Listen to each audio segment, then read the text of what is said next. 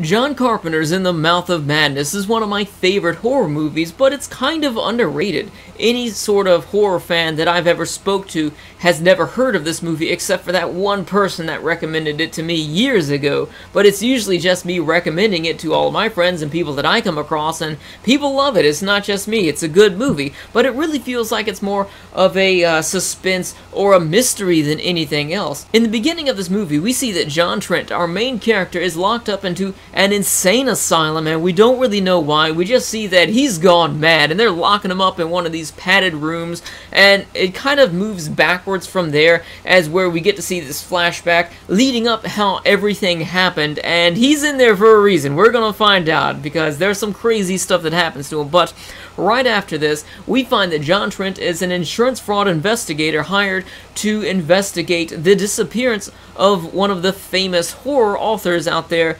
Sutter Kane. Sutter Kane is an author of a series of horror novels which have become bestsellers, and it really appears that everyone in the world knows about these books except for John Trent. There was one really weird scene in the beginning of this movie where John is in this restaurant talking to somebody who wants to put him on that case, and then we see the person who we learn to be Sutter Kane's publicist walks up to the window of the restaurant that they're at and smashes through it with an axe and just gets right in the guy's face. Do you read Sutter Kane? It was really creepy because the guy had these goat eyes. So from here on out, of course, he's gonna take the case, and of course he picks up these Sutter Kane novels just out of curiosity, which puts him deep inside of these hallucinations and these crazy nightmares, and that's just where the journey begins. Deep in a hallucination one night, John decides to take the covers of all of the Sutter Kane novels and cut them up because there are these red outlines on them, and he builds them back together as a map of a place of this forgotten town. They find this old map which has this secret hidden town on it that he found on the cover of the Sutter Kane novels once he combined all the pieces, and him and one of the women that work for this company that publishes the Sutter Kane novels, they go together out to this town to try and find Sutter Kane. And that's the basis of the story. I'm not going to get too much into detail about this because there are a lot of twists and turns and things which you won't expect, and I'm not going to spoil it for you, but as soon as they find this town and go in there, there are all sorts of creepy things that happen, and it really appears that some of the things from his newest novel start coming to life, and it feels like they're actually living inside of his novel for a bit. You're going to have to see the movie to learn a little bit more about that, but some of the creepy things that we see, of course, this is a John Carpenter movie, so it's going to stay true in having all of these really creepy and nasty looking monsters. This movie, especially for your first time of watching it, is going to be a lot of fun, and going back and watching it again, trying to uncover some of the things the second time around that you missed out on the first time, that's going to be fun too. But the movie starts to lose its appeal after that, because I probably watched this 5 times now. I'll watch this again before reviewing it, and I don't think I'll watch it again just because I've seen it so many times. I know everything that's going to happen, and you know, there are some things here that I can't really overlook, especially looking at this trying to review it. The most entertaining factors of this movie are going to be the mystery and the suspense to it, and that's really it. You don't have any interesting characters, in my opinion. The only interesting person in this entire movie is Sutter Kane, but you only see him for a fraction of the time of this movie. He's only got a few lines, and you only really see him at the very end. He's the most interesting character.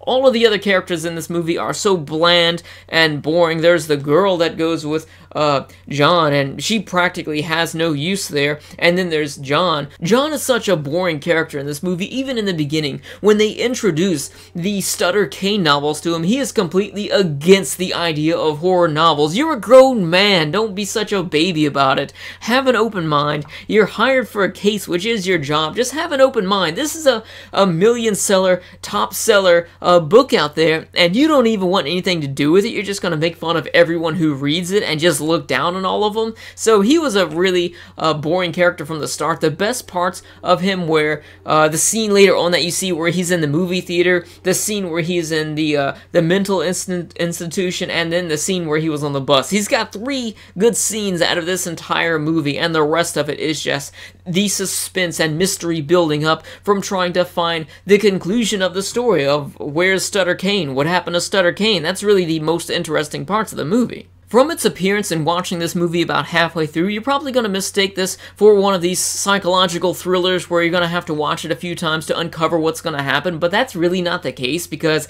they practically explain the entire plot of this later on in the story. Everything's explained, and there is a little bit of foreshadowing earlier on in the movie, which I can't really point out because obviously that's going to be a spoiler, but it's pretty obvious and pretty straightforward your first time around. And moving on to one other huge negative thing that I've got to say about this movie is that this movie would be more suspenseful for me if I could actually watch it instead of having to pick up the controller and change the volume every 45 seconds to a minute, just because you'll have people talking and it's so quiet. This is one thing that I hate about many movies, but this really does it bad. You'll have people talking and you can't hear them. You gotta turn up the volume. I changed the volume to about level 40 on my TV, and then when something jumps out at you, it is so loud. And with these scenes, these shock scenes happen for so long in this movie that it's really annoying. It forces you to have to turn the volume down to about 12, so that's a huge difference going from in the 40s where I would have to listen to their voice down to about 12.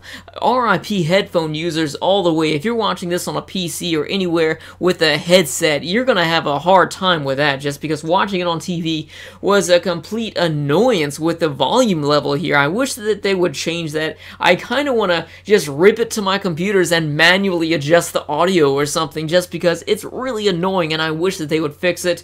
All in all, it's a great movie to watch. The story is very interesting as far as the levels of mystery and suspense goes. This is a John Carpenter movie and stays true to that with these grotesque creatures, with these beautiful special effects for that. Of course, there are some times when it kind of falls apart near the end. There's like one scene where there's a page being ripped and you can tell that it looks kind of cheesy, but this is 1995, so you've got to give it some credit with that because, you know, you got to go with the technology of the times. But In the Mouth of Madness, I would have to give this probably for your first time around. If you're watching this, I would give it an 8, maybe an 8.5, but after your second or third time watching it, I would just give it a 7, because there are some enjoyable things to it here, but it does lack rewatchability to it after that second rewatch. So anyways, if you've seen In the Mouth of Madness, then let me know your thoughts about it in the comments section below. Thank you for watching. I'll see you later.